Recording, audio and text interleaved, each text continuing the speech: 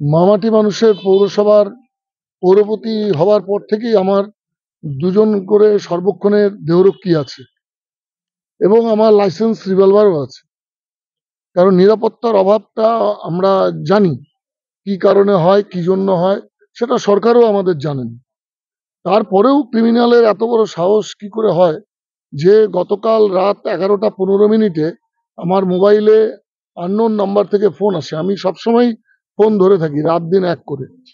তো আমি 11টা 15তে বাড়িতে ছিলাম, তখন ফোন আসে। ফোনটা ধরার পরেই আমাকে অকথ্য ভাষায় গাল দিয়ে বলে, যেখানে দাঁড়িয়ে আছিস ওখানে দাঁড়িয়ে থাক, গুলি করে ঝাঁঝরা করে দেবো।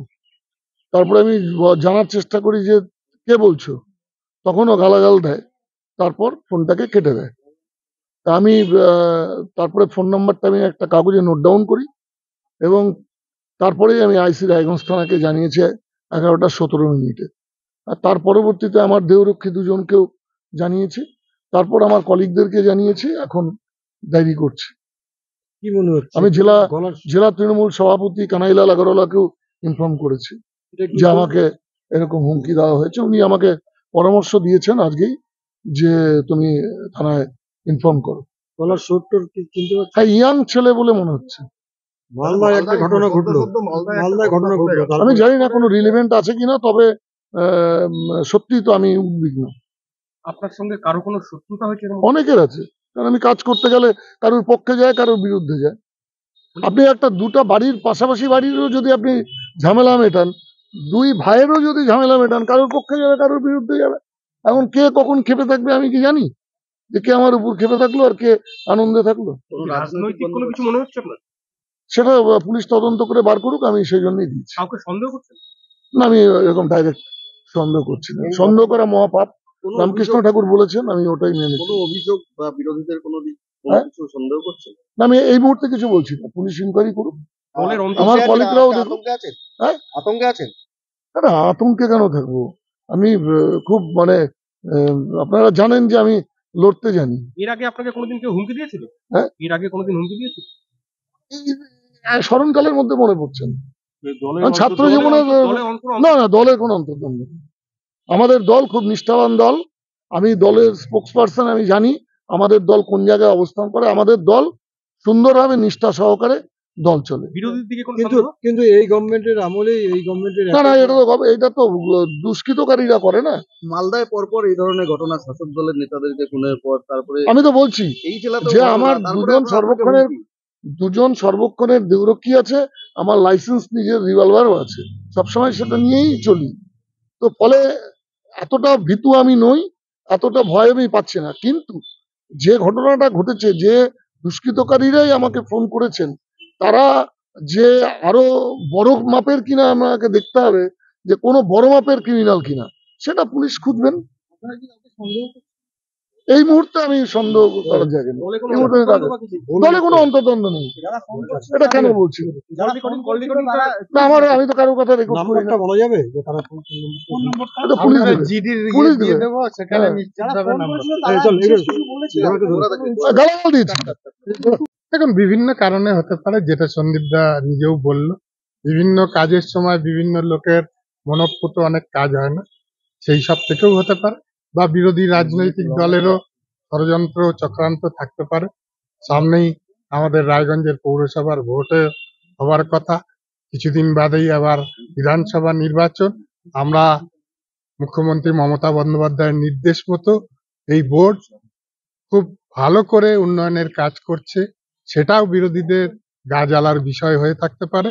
যেহেতু এই পৌরসভা সুন্দরভাবে কাজ করে মানুষের কাছে জনপ্রিয় পৌরসভা হয়ে উঠে এসেছে, সেই জন্য তাদের রাগ থাকতে পারে বিরোধী। সমস্ত ব্যাপারটাই এখন তদন্ত সাপেক্ষ। এই মুহূর্তে কিছু বলাটা ঠিক হবে না, তদন্তটা হয়ে যাক। পুলিশ, আমরা এটাই চাইছি। আজকে এফআইআর এই কারণেই করতে এসেছি, পুলিশ বিষয়টা জানুক যে কারা করলো, কি কারণে করলো, তারপরে আমরা বলতে পারবো। হাওয়ায় তো কিছু বলা যায় না। মালদায় দিনে দুপুরে এইভাবে প্রকাশ্যে গুলি করা হয়েছে তৃণমূল কাউন্সিলরকে, তারপরে আপনারা কতটা সুরক্ষিত? দেখুন, সুরক্ষা তো আমাদের গভর্নমেন্ট আমাদের সুরক্ষার ব্যবস্থা করেছে, আর্মড পুলিশ দিয়েছে, সমস্ত কিছুই আছে। সুরক্ষা নিয়ে আমরা চিন্তিত নই। কিন্তু কি কারণে এই ধরনের ঘটনা ঘটছে, কারা এই ধরনের ঘটনা ঘটানোর চেষ্টা করছে, এটাকে আইডেন্টিফাইড করবা এটা প্রয়োজন আছে। তার জন্যই না আমরা প্রশাসককে যদি এভাবে বলতে পারে যে গুলি করে দেবো, তার মানে কোলামকুচির মতো তো হ্যাঁ, আগ্নেয়াস্ত্র ঘুরে বেড়াচ্ছে। নিশ্চিতভাবে আপনারা দেখছেন বিভিন্ন জায়গায় বিহারের একটা এখানে বর্ডার এলাকা রায়গঞ্জ, বিহার থেকে 10 মিনিটের মধ্যে রায়গঞ্জে আসা যাওয়া করা যায়। তো বিহারে একটা আপনারা জানেনই মাঝে মধ্যেই আর্মসের ফ্যাক্টরিও সেখানে পাওয়া যাচ্ছে এবং সেখানকার ক্রিমিনালরা পশ্চিমবঙ্গে ঢুকে পড়ছে এবং পশ্চিমবঙ্গে ঢুকে নানা রকম দুষ্কর্মে তারা জড়িয়ে পড়ছে। অনেক সময় অনেকে টাকা দিচ্ছে যে অন্য একজন নেতাকে খুন করা হোক, যার সাথে কারো মনোমালিন্য থাকছে। সামান্য টাকার বিনিময়ে শোনা যাচ্ছে 5 লাখ, 2 লাখ, 1 লাখ টাকার বিনিময়ে মানুষ খুন করতে চলে আসছে। তো বিরোধীরা তো অন্তর্দ্বন্দ্বে কেন্দ্রের যে সরকার, যে সমস্ত জায়গায় কেন্দ্রে আজকে বিজেপি সরকার আছে, সেই সমস্ত জায়গায় বিহার, ইউপির মতো জায়গায় মানুষের হাতে কাজ নেই। তারা যেহেতু কাজ পাচ্ছে না ওইসব জায়গায়, তারা আজকে ইয়াং জেনারেশন তারা বিভিন্ন রকম ক্রাইমের সাথে জড়িয়ে পড়ছে। পশ্চিমবঙ্গে ক্রাইম কন্ট্রোল করা আছে, এরা পশ্চিমবঙ্গে ঢুকে পড়ে এইসব ক্রাইম করে অর্থ রোজগারের একটা উপায় বলে তারা এটা ধরে নিয়েছে। কিন্তু বিরোধীরা তো বলছে তৃণমূলের শাসক দলের অন্তর্দ্বন্দ্ব। না, আমাদের উত্তর দিনাজপুর জেলায়, এই জেলায় পরিষ্কার মনে আমরা রাজনীতি করি। এখানে কারো সাথে কারো আমাদের অন্তর্দ্বন্দ্বের কোনো জায়গা নেই। আমরা সকলে এই জেলায় অন্তত আমরা মিলেমিশে কাজ করি। প্রবীর ঘোষ, রায়গঞ্জ শহর মন্ডল সভাপতি বিজেপি। বলছি আজকে রায়গঞ্জ পৌরসভা প্রশাসক খুনের হুমকি হল, কি বলবো? দেখুন, এই সরকারের আমলে গোটা প্রদেশ জুড়ে শুধু হুমকি, হুমকি আর হুমকি।